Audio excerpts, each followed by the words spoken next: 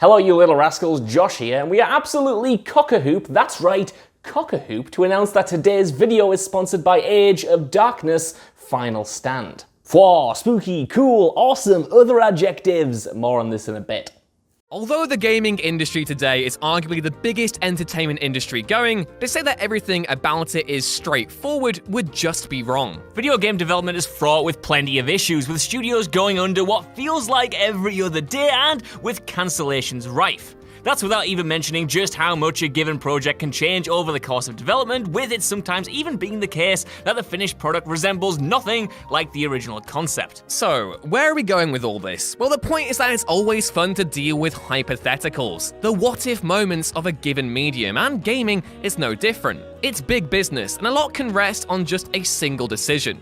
So, I'm Ewan from WhatCulture. I'm Josh from WhatCulture. And here are fascinating gaming moments that almost happened. Number 8. BIOSHOCK almost didn't feature Rapture. Years after it launched, developers are still trying to top the imagination of the original BIOSHOCK. But during the earlier stages of production anyway, the defining, decaying, splicer-infested metropolis of Rapture was nowhere to be seen. Originally, the game was more of a direct sequel to Irrational Games' System Shock titles, and just like those earlier releases, was set to take place on a space station without any of the retro aesthetics that defined Rapture. Even once this idea was scrapped and the devs opted for a clean break, their next move was to set the project on an island in a series of labs and facilities abandoned since the German army built them in the Second World War. Interestingly, the core of BIOSHOCK's most memorable elements were birthed here, including proto-splicers, little sisters, and of course Big Daddies, all of which were experiments gone wrong. The throwback aesthetic was also present in this version, which was retained when the devs decided to once again drop the setting in favor of the Rapture we know and love today.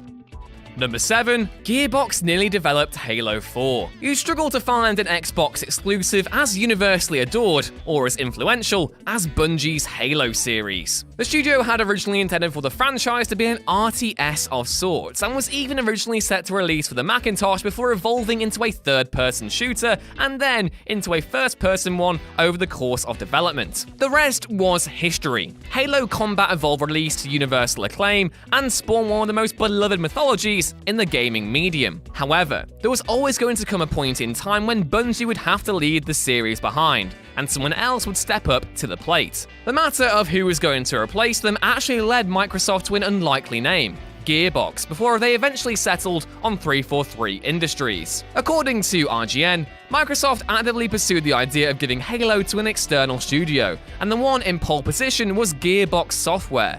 The studio had originally presided over the PC port of the first Halo, but are most famous today for helming Borderlands. Right then, earlier today I told you guys that we partnered with Age of Darkness Final Stand, which goes into early access on Steam on October 7th. And that means you, yep, you right there, can finally test your mettle in this intense survival game. A modern, darker spin on the survival RTS genre that will challenge new players and strategy experts alike, Age of Darkness Final Stand requires strategic construction, careful resource management, and rapid recruitment to hold back the unrelenting swarms of nightmares that come your way. By day, you and your team of heroes scout into the deadly fog of war to take the fight straight to the enemy. By night, though, it's back to your base to try and survive the onslaught of enemies that will be coming out and seeking revenge. So yeah, you're going to die like a lot, but that's all part of the fun because then you get to rebuild and you get to take on increased difficulties and even devious twists on the core mechanics. The map is huge and different every time, the heroes are unique and powerful, and the game even comes with its own unique technology called Swarm Tech. What does that mean? Well, first off, thank you for asking so politely, and secondly, that means that up to 70,000 enemies can appear on screen at any given time. I didn't misspeak there, by the way, that's 70,000. That's the entire capacity of this stadium coming straight at you. This is definitely one for the challenge seekers amongst you, and developers PlaySide plan to keep constantly adding new units, mechanics, and game modes to inject the game with new life. Age of Darkness Final Stand goes into early access on Steam on October 7th, so please check out the links in the description below if you want to know more information or try it out for yourself. But for now, back to that video. Number 6. Infamous was Animal Crossing with superheroes. Back in the days where licensed superhero games fell somewhere between mediocre and total abominations that needed to be scrubbed from history, Sony's Infamous picked up the slack. The first 2 titles put players in the superpowered shoes of Cole McGrath, a conduit imbued with powers the player could either use responsibly or to cause untold mayhem. The original idea, however, was more concerned with letting players fulfill their wildest city planning fantasies. Yeah, that probably wouldn't have sounded quite as alluring slapped on the box art, would it? Reflecting on the original title back in 2010, Sucker Punch co-founder Chris Zimmerman explained that the team were trying to create, and I quote, a superhero version of Animal Crossing. Going into detail, Zimmerman explained, the best superheroes have alter egos, right? So your alter ego was a property developer deciding where to put the pet shops and tiki bars the citizens were demanding. It sounds kinda cool, but it's probably for the best that it was dropped. Number 5. The Dark Knight movie time would have meant no Arkham Asylum. The 2000s may be heralded as a golden age of gaming, but it was also an age of half-baked movie tie-ins, most of which seem to feature everyone's favourite Caped Crusader in a starring role. This first commenced with 2005's Batman Begins, and with Christopher Nolan gearing up to release a follow-up, The Dark Knight, in 2008, Warner Brothers were keen to cash in. The task for making a Dark Knight movie video game fell to Pandemic, the studio who had previously helmed the once-beloved Star Wars Battlefront series for LucasArts. By all accounts, their vision for a Batman title actually seemed rather compelling too, with it having ditched the linear format of Begins and instead opting for an open-world Gotham in the vein of Spider-Man 2. However, the game was binned off several months into development, which led WB to reconsider their plans and give the franchise to Rocksteady, who had set about making the best superhero video game of all time with Arkham Asylum. Snakes and ladders, if you think about it. Number 4. Xbox One's all-digital future. Not learning from the same mistakes Sony made a generation prior, Microsoft's new vision for consoles in 2013 was destroyed by their own hubris as they arrogantly told concerned customers that if they didn't like the direction they were going in, they could just happily stick with their 360. At the time, the Xbox One was being pitched as an all-in-one entertainment system focused as much, or arguably even more, on TV than actual video games. Not only that, but it was striving for an all-digital future, loaded with DRM that would require the machine to be online at least once a day, a Kinect 2.0 that needed to be plugged in for the console to work, and a new licensing model which locked players out from sharing their games conventionally. Not every idea was sound, but the company's approach could have been salvaged with more consumer-friendly messaging.